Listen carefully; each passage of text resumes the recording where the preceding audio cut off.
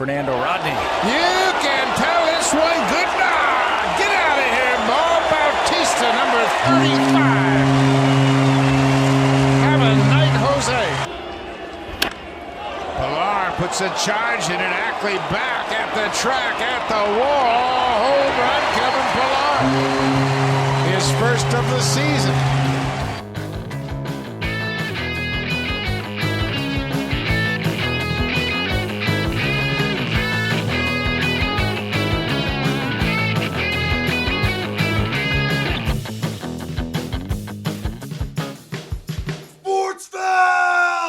It is Sportsfeld Storytime. We are taking you back to the, I was going to say good old days, but just the old days. Some days. Just the days, really, because it's not really that old.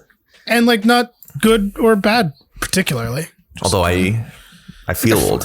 Yeah. Aiken. I was 28 when all this happened, Jake. I was 26. Isn't that sickening? Doesn't make you just sick to your stomach? It sucks. It sucks a lot.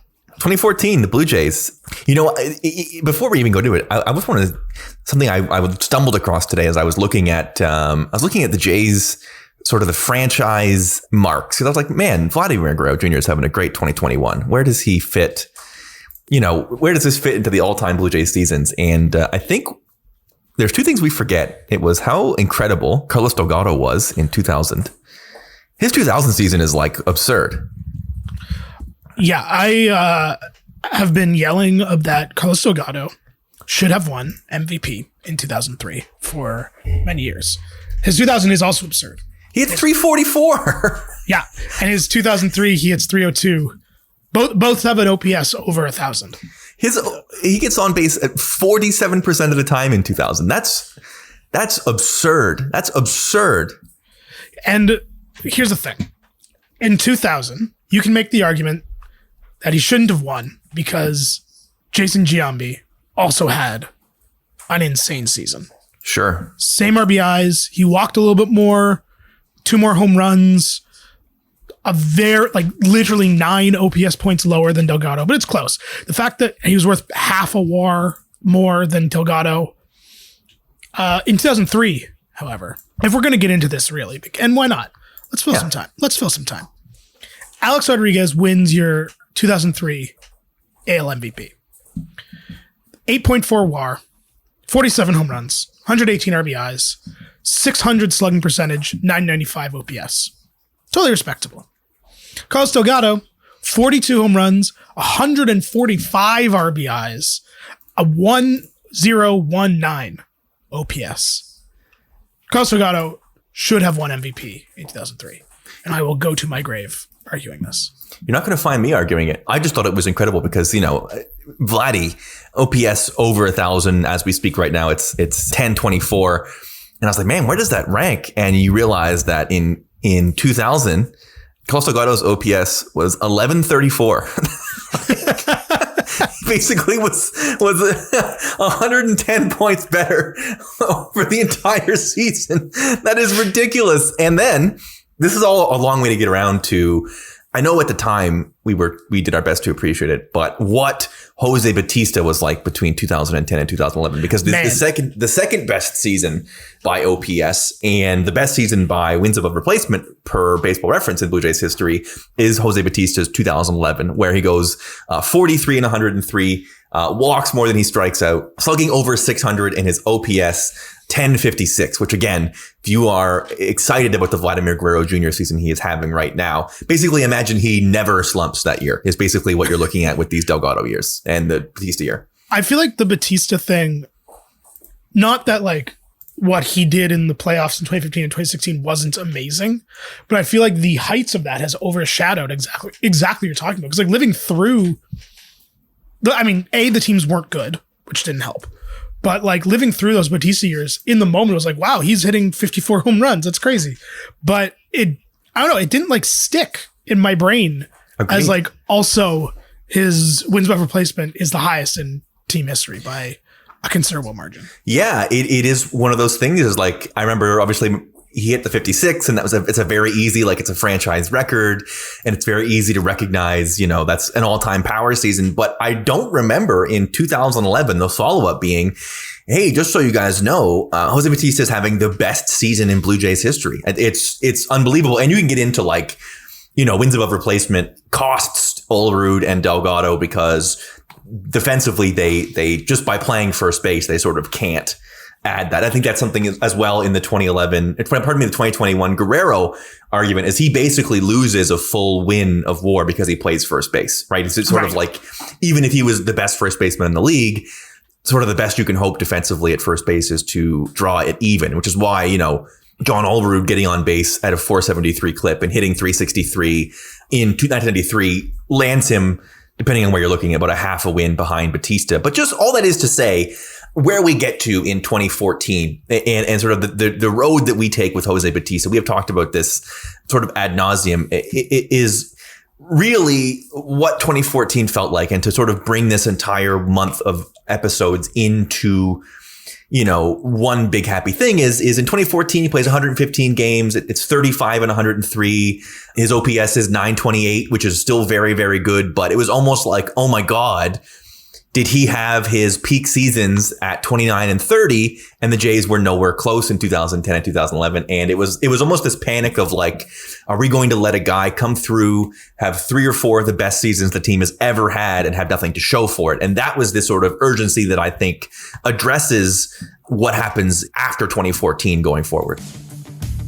Hey everyone, we are starting our Sportsnet Central show with some breaking news. No rest for the Blue Jays. Ken and Ivanka here, by the way. It sounds like the Blue Jays and the Oakland A's have got a deal, a 4-for-1 deal, in fact. Yeah, 4-for-1, and in the end, the Toronto Blue Jays are going to get a new third baseman out of this one. Josh Donaldson is coming to the Blue Jays. 28-year-old third baseman. Last year, Donaldson, he's a big-time hitter, hit 255, 29 home runs, and 98 RBIs. Going the other way in this deal may shock you a little bit. Brett Lawrie is on his way to Oakland, along with pitchers Kendall Graveman and Sean Nolan and shortstop Franklin Barreto. We're going to have more on this. This trade really just going down moments ago, so we're going to have more on this throughout the show tonight on Sportsnet Central, so keep it here. So a 4-for-1 deal. The main components, Brett Lawrie, he goes to Oakland. Josh Donaldson, he is coming to the Toronto Blue Jays.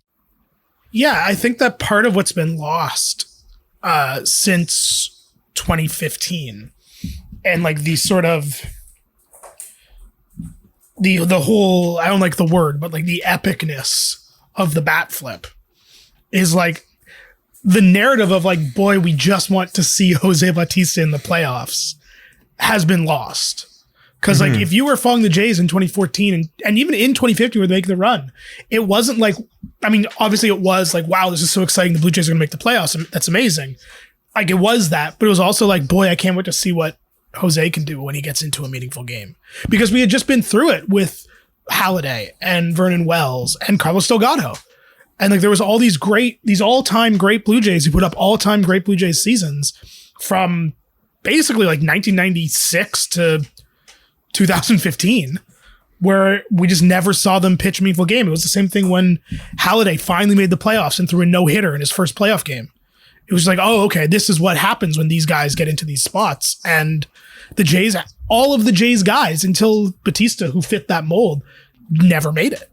Yeah, I think that's beautifully said. And just wanted to show a little bit of appreciation because I think it can be easy to get caught up. There are the obvious ones. That 2015 is a very obvious one. Josh Donaldson just last week here in 2021 getting standing ovations for 2 very, very good years, right? 2 7+ win per Baseball Reference years in 2015 and 2016, and sort of he gets a ton of that glory, and his season gets remembered. His 2015 season, because he wins MVP, really does get remembered, I think, better than either the Delgado or Bautista seasons, even though by pretty much every measure, like Bautista has 3 seasons on par with that year. Yeah, and then he somehow topped it. Incredible. So to sort of close out 2014, they we talked ad nauseum as sort of they don't keep it up. After this 19-inning game we talked about last week, they basically go 20-22, which we are all too used to when in that era of Blue Jays. But it was clear from the first half and from how high up and sort of the max they were at one point on June 6th, they were 14 games over 500. And I think very clearly there was the pieces of a really important team. We had Edwin Encarnacion, who had really found his footing, and Jose Bautista. As we said, we were chasing the tail end of that sort of best player in the league sort of conversation, and the pitching staff, for all the issues they had in the first year of the deal, Burley was a below 3.5 guy, and Stroman debuted and was very, very good for 20 starts. His ERA was 3.6, and it was like, they don't need to add an ace. Remember this? We beat this drum very hard. They don't need to add an ace. Marcus Stroman is the ace. We played that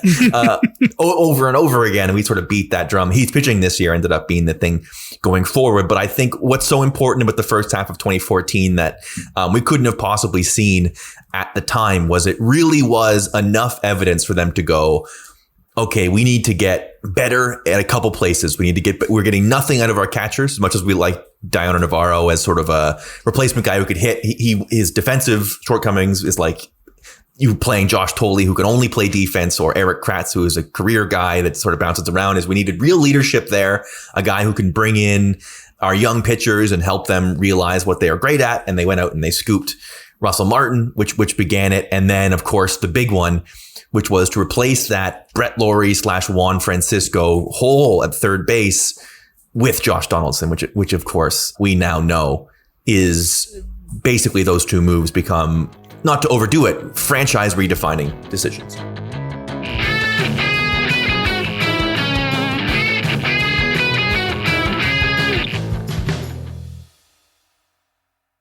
Yeah, and there's like really the 20, I don't know, I'm not sure you measure that. I guess the 2014 offseason, 2015 offseason? Yeah. Whichever one we're talking about. Like really it, I think personally that Anthopoulos gets or has become a little overrated, a little over-sainted by the Blue Jays faithful, or willfully ignoring the first 5 years of his tenure, I guess I should say. Sure. As we've discussed in this story time. But the 2015 offseason is amazing. Yeah. Estrada, Travis, Donaldson, Michael Saunders, Smoke, Russell Martin, truly Colabello, who would be a much bigger piece than we could have ever expected, except for you and I, but also not really. And then, that says nothing of what he would do mid-season, which of course we've talked about at length, but really the trades are just every single one except maybe the Michael Saunders deal, but J-Hap came back the next year anyway, so who cares?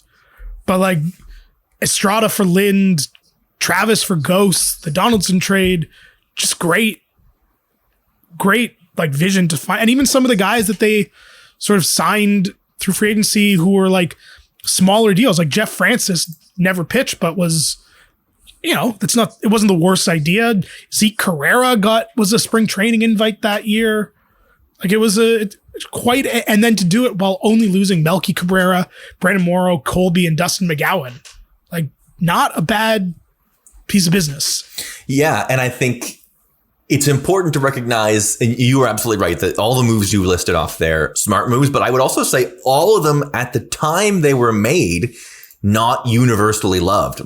Yeah. Adam Lind for Marco Estrada. We look back at that now and go, man, that's an all-timer Jays win of a trade. But Adam Lind had been here for a very long time. Adam Lind had a lot of fans. He had some good years. He was a guy that he was good. He was really good in 2014. Absolutely right. Coming off, in 2013, he had hit 23 home runs. In 2011, 26, 2009, he hit 35. So he had played, his first 9 years, he was a Blue Jay and he had done almost 1,000 games in Blue Jays sort of land. And there was, that was the first one that was November 1st. It does sort of signal a changing of the guard for this team. And that they talked a lot about clubhouse guys and sort of changing the attitude of the team. And Lind is the beginning of that. Ghost for Davis at the time did not seem like a home run of a move. Anthony Ghost, who is back in the major leagues in 2021, throwing 100 as a pitcher. Yeah. He was there. Basically, he was this team's top prospect, right? He was the center field prospect with speed, in terms of non-pitching prospects. He was their top guy. And Devin Travis is a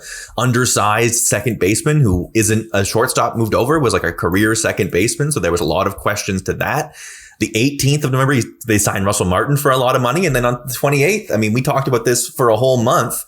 Moving Brett Lawrie for Josh Donaldson was not, it sort of reminds me a little bit to cross sports. It reminds me of a lot for DeMar for Kawhi, where it's sort of like, you sort of have to ask the fans, it's like, hey, we know you love this guy, and we know we just spent 3 years telling you this guy is our all-star and is the guy that we're going to sell the jerseys of and is the guy that is on the tickets. But trust us, Donaldson is the guy for us to take us to the next level. That's it. That, you know, it obviously is remembered as one of the biggest wins in Blue Jays history. A lot of this offseason is, but man, at the time, not an easy trade that was like 100% approval rating.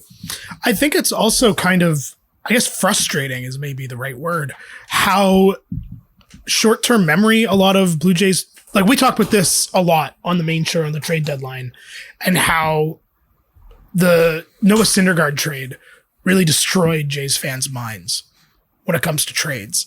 Like, you look at these moves and you got Josh Donaldson, like Brett Lawrie essentially out of the league after this trade, had a couple seasons of middling ball. Kendall Graveman has been great this year, but like just this year. Sean Nolan was out of the league until this year. He pitched 6 games this year. Franklin Barreto is not in the league this year.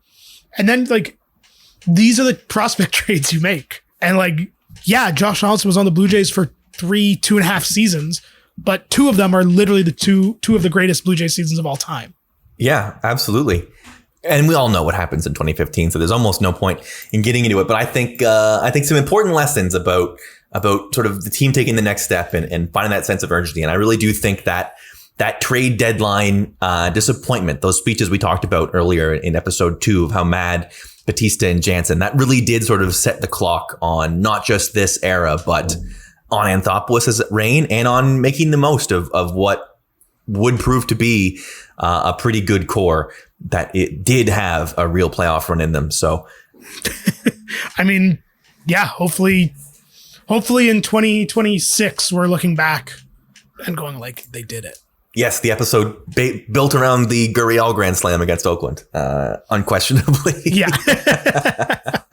That is it for another month. Thank you so much for joining us here on the Sportsfeld Patreon. We really appreciate your time, your money, and your enthusiasm. It is super cool to get to do these and look back. And every so often, rewatching this game, something will stick out and you go, man, I had completely forgotten that was a thing. And in 2014, that thing that I completely forgot is one and only Danny Valencia. I completely forgot how excited I was about Danny Valencia.